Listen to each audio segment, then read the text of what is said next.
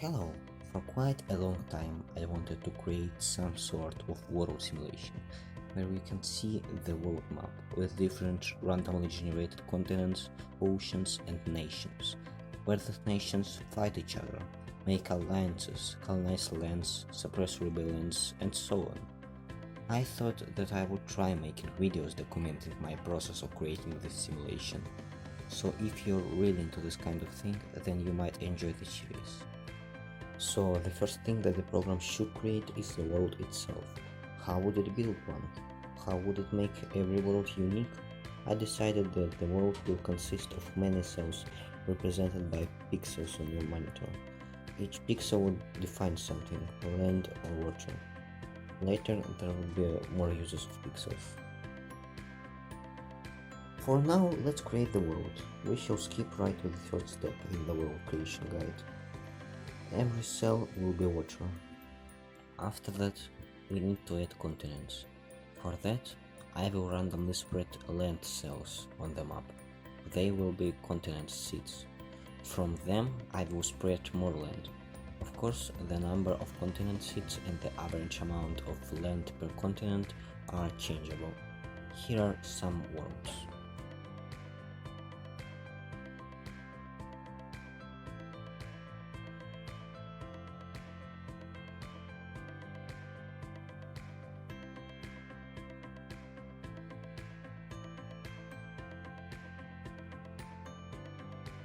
There are some obvious problems with these worlds. Let's examine them with the help of some fancy animation. The continents look too round. There are some random water pieces that look unnatural. Also, coasts are too sharp. For its roundness, we shall add more randomness to continents. We will add some water and land chunks, lakes and islands. For other problems, the solution is smoothing. Let's add these features in set order. First off, lakes and islands. Check out some worlds with them.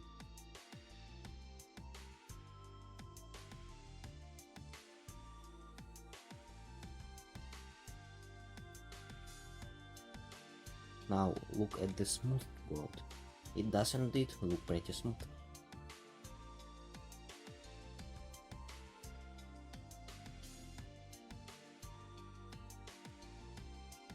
Generally, this looks way better. Of course, we can change the number of lakes and islands, and their sizes, as well as the strength of smoothing.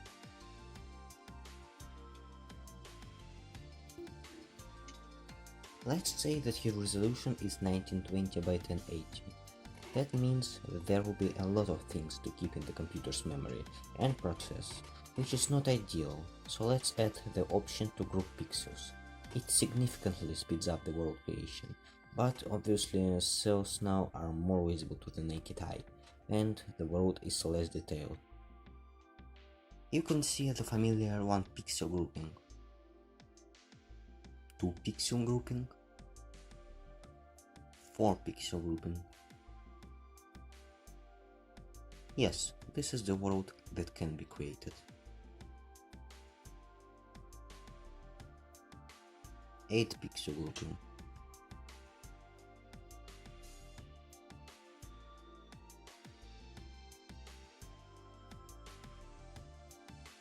I have already seen that one.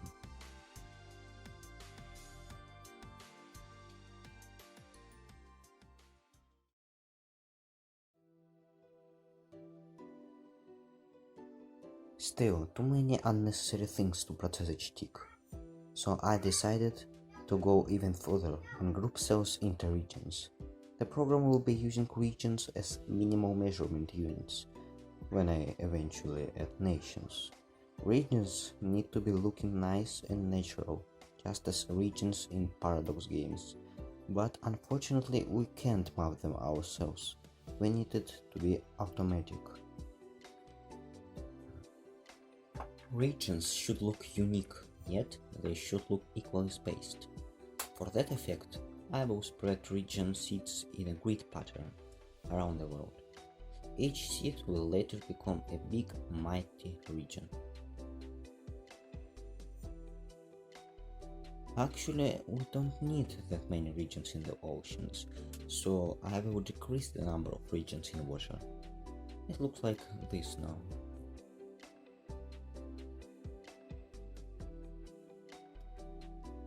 After that, the only thing left to do is to let regions randomly grow, just like continents did. That's how random did its thing. This looks pretty sharp and unnatural, so we will do the same smoothing as we did with continents. Also, we will map isolated chunks of land and water that didn't get any region seeds as regions do. Now, this looks pretty awesome, although maybe I find it so cool only because I played so much of Paradox games.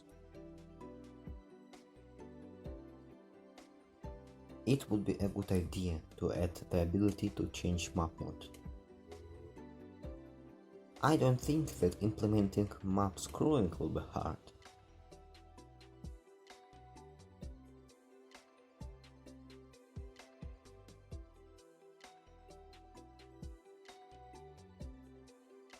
When there will be nations, it will be absolutely necessary to have borders, but for now let's draw borders between regions.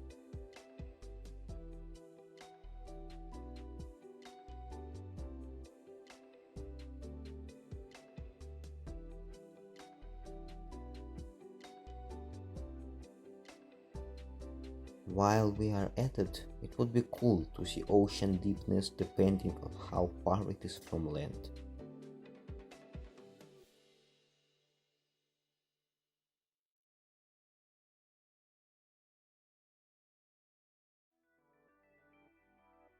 I am pretty satisfied with this being the very foundation of diplomacy simulation.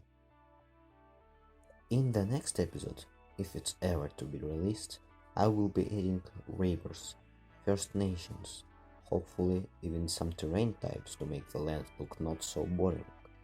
Then I will be adding a uniqueness to regions, like automatically generated names and maybe something even funnier.